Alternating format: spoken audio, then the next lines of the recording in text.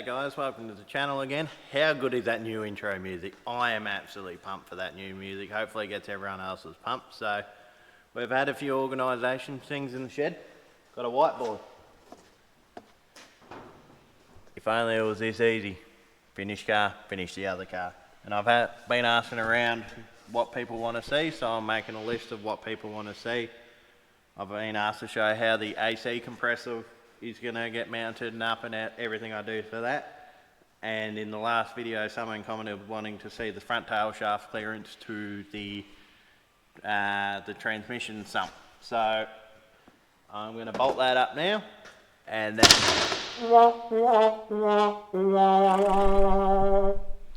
that happens. Take two. So I'll bolt up the tail shaft now and we'll see how that clears and we'll show you how that all goes. So yeah, the tail shaft to the transpan clearance is very tight.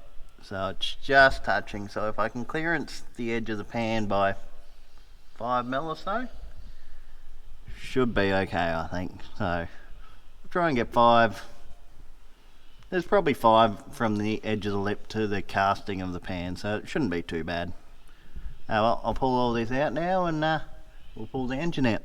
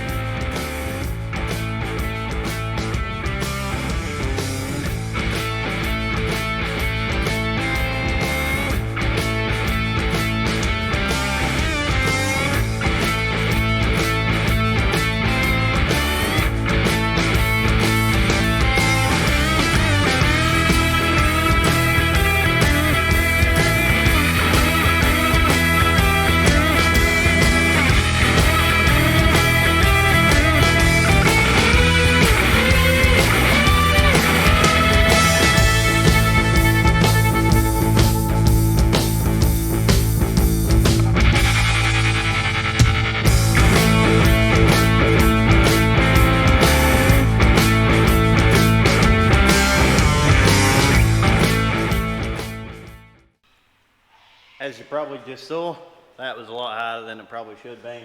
I think I've got to take this off just for ease of getting in and out. So that's the four-wheel drive transfer case linkage. So just kind of doesn't quite give enough room yet. So when buying an air compressor, always try and buy the biggest one you can afford or fit in your workshop. I've got a big 3 horsepower, 100 litre one there, so it should use this little sandblasting gun, no worries. So.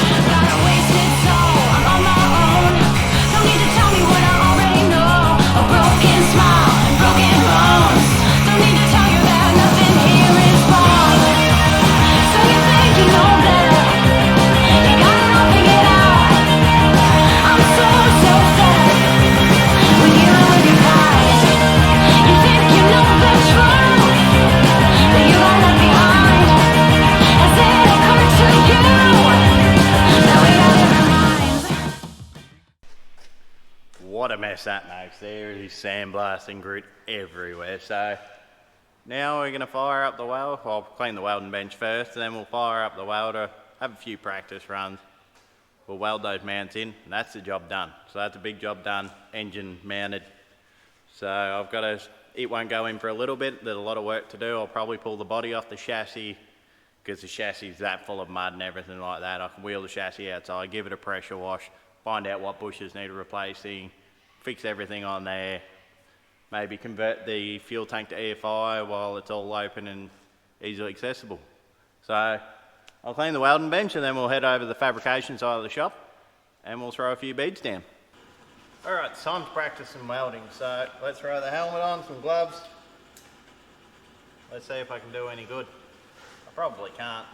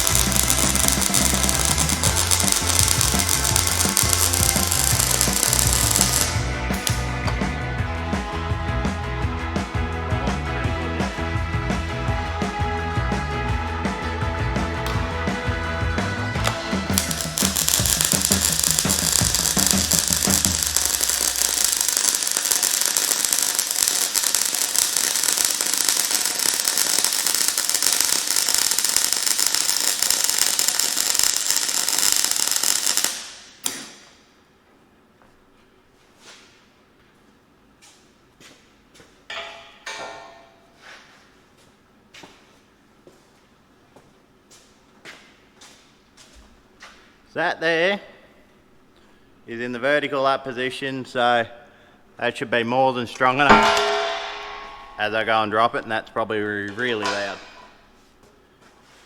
Okay, well I think I've got the welder set. I'm going to put some pants on for this one for being in confined space. I am going to burn myself most likely, so we'll bring the camera, we'll bring the welder over to the car and we'll throw some beads down, and that's a big job done. I'll send photos of that to the engineer and we can get that checked off.